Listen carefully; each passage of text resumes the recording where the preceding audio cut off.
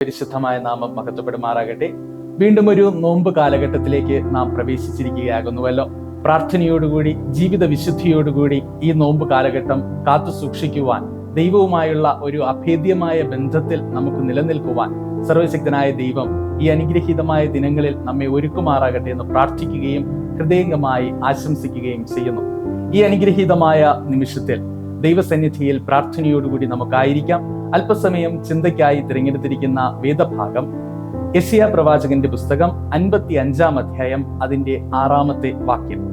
അവിടെ ഇപ്രകാരം വാക്യം പറയുകയാണ്: യഹോവയെ കണ്ടെത്താവുന്ന സമയത്ത് അവനെ അന്വേഷിക്കുവേൻ, അവൻ അടുത്തിരിക്കുമ്പോൾ അവനെ വിളിച്ചപേക്ഷിക്കുവേൻ. യഹോവയെ കണ്ടെത്താവുന്ന സമയത്ത് യഹോവയെ അന്വേഷിക്കുവേൻ, അവൻ നമ്മോട് അടുത്തിരിക്കുന്ന സമയത്ത് അവനെ വിളിച്ചപേക്ഷിക്കുവേൻ. ദൈവവുമായുള്ള ഒരു അഭേദ്യമായ ബന്ധം നമ്മുടെ ജീവിതങ്ങളിൽ എപ്രകാരമായി തീരണം എന്നതിനെ പറ്റിയുള്ള ഒരു വ്യക്തമായ ഒരു സൂചനയാണ് നമ്മുടെ ജീവിതത്തിൽ ഈ വചനം നമുക്ക് കാട്ടിത്തരുന്നത്.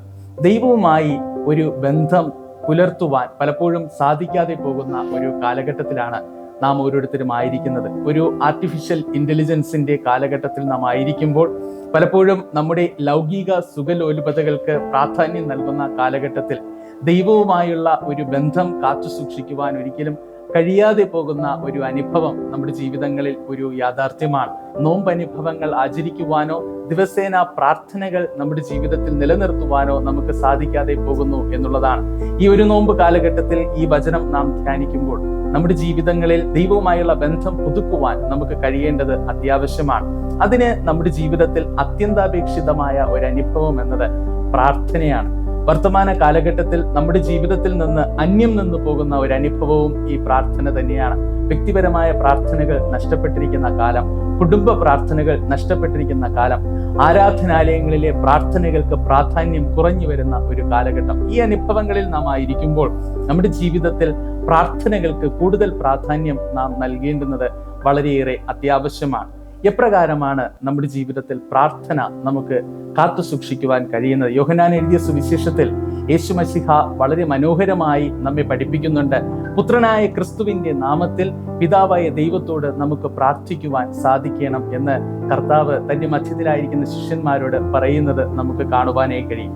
നമ്മുടെ പ്രാർത്ഥനകൾ എപ്രകാരമായിരിക്കണം? വചനം നമ്മെ പഠിപ്പിക്കുന്നുണ്ട്. വിശ്വാസത്തോടു കൂടിയ പ്രാർത്ഥന നമ്മുടെ ജീവിതത്തിൽ ഉണ്ടാകേണ്ടത് അത്യാവശ്യമാണ് എന്ന്.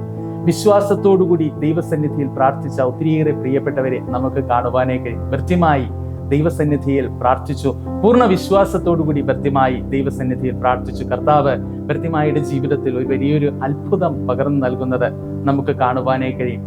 അപ്രകാരം തന്നെ നമ്മുടെ ജീവിതത്തിൽ നാം കാത്തു സൂക്ഷിക്കേണ്ടുന്ന മറ്റൊരു അനുഭവമാണ് മടുപ്പ് കൂടാത്ത പ്രാർത്ഥനയുടെ അനുഭവം. മടുപ്പ് കൂടാതെ നമുക്ക് പ്രാർത്ഥിക്കുവാൻ സാധിക്കേണ്ടത് വളരെയേറെ അത്യാവശ്യമാണ്.